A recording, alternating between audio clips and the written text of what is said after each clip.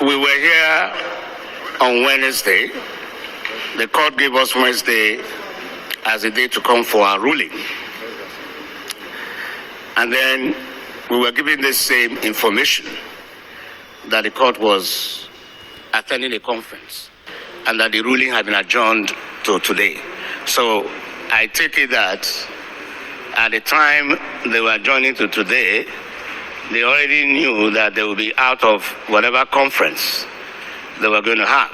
So we're here back today, and they are giving us the same excuse of the court attending a conference.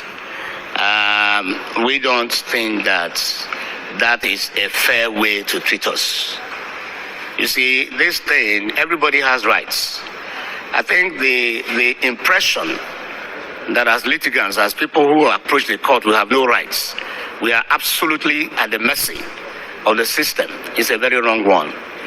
Respect begets respect. You have to respect me as a litigant, then I will respect you as the judex. So if the court, what we see is that we have not been fairly treated. I have been in Abuja for how long now? Nobody has asked me about my hotel bills. I practice from Lagos. If he wasn't going to sit, he should have told me. He should have told me on Wednesday, I'll be back in my chambers in Lagos now. But he asked me to come back today, only to get the same excuse. I don't think it's fair. I don't think it's fair. And as far as I'm concerned, we are, by the grace of God, going to do something about it. In the sense that I think we need to sue. We need to bring it before the court so that it will be examined. What we have lost, the right that we sought is to restrain this swearing in. So by the court not sitting, we've lost a great deal. That's right. So who is going to pay for that? If you came and gave a ruling that we don't have a right, it will be understandable. Now you're seemingly staying away from the court.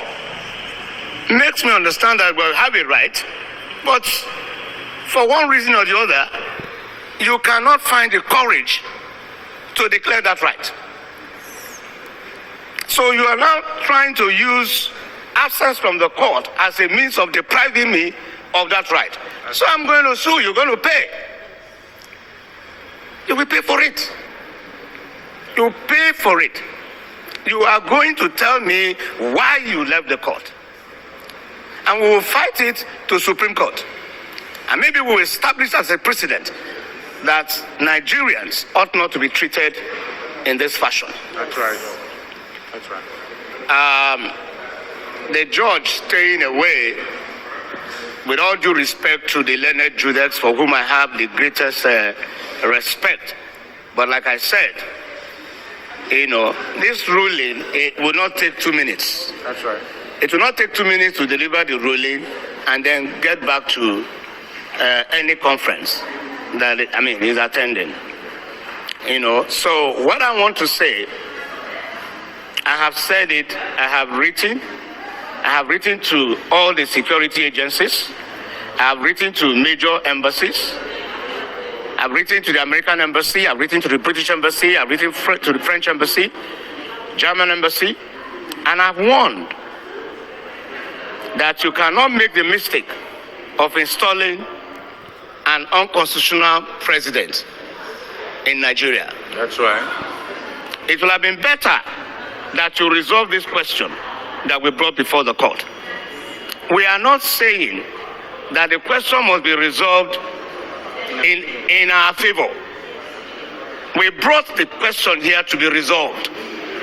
We have a right to have the question resolved. Like I always say, hearing belongs to me, decision belongs to the court. Yes.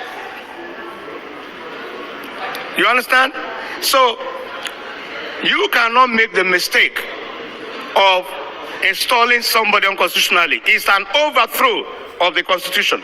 That person, now if you read section 1 subsection 2 of the Constitution, it says no person or group of persons shall be permitted to take control of the federal government or any part of it, take control of federation or any part of it, except in accordance with the Constitution. That section invests every Nigerian with authority to resist whoever is sworn in. That's right. Yes. Contrary to the Constitution. That's right. Every Nigerian, yes, in every station of life, yes, wherever he is. that's right. That is an order from the Constitution to that person to resist whoever is sworn in unconstitutionally. Yes. So it must be that those who want to do this swearing in have conspired against democracy That's right. and want to overthrow it. Yes. Sovereignty of the people. The Constitution says, Section 14, subsection 2A, that sovereignty belongs to the people of Nigeria, That's right. and they give consent to those who govern through the Constitution. So where you do not observe the Constitution, it means that you do not have the consent of the people to rule. The people have a right to say, we are not going to recognize you or acknowledge you. Yes. What is coming to Nigeria is what these people, they are behaving like children, as far as I'm concerned. Animals. They are behaving like children. We all saw Shoneko here. Somebody went with a decree or word of mouth, made somebody president and commander-in-chief. A court, it took just one declaration from a court, and it was gone. It's the same thing that the same thing that we are getting into. Any court in Nigeria is invested with the authority to interpret the Constitution and can say that the person who calls himself president was not duly elected and therefore cannot answer that title and cannot give any instructions that should be obeyed. And that would be the beginning of crisis. We have warned against this. I don't know what is making them behave, think that it's a joke. I don't know how you will take 200 million Nigerians as a joke. You know, it's not going to happen. The Constitution says you go and have a second election, but you feel too big. Like I was explaining to someone, it's the same in discipline. Where you have red light, say stop. That's right. You feel too big because you are driving your Jeep, you don't stop. It's the same thing. It is the discipline in us that we have carried over to this exercise. The Constitution says you've not made it. You've not made 25% in Abuja. Nobody has told me that I'm wrong. There is no constitution. There is no court. I came to this court for the court to tell me that I'm wrong. That's right. Rather than telling me I'm wrong, the court, stays away from court. Mutes. The court cannot even look me in the eye. So nobody has told me I'm wrong. Nobody has the courage to tell me I'm wrong. Because you're right. Because I am right. So the Constitution says you should go for a second election. It's a simple, very simple thing. Even if that second election does not produce a winner, you go for a third one. That's right. You feel too big to comply with the Constitution, because all your life has been a life of indiscipline and impunity. Indiscipline. I'm just talking about basic indiscipline. We should be careful how we behave. Look, conformity with the law starts with obeying traffic signs. If you disobey traffic signs, you will disobey other provisions of the law. Thank you, sir. Thank you very much.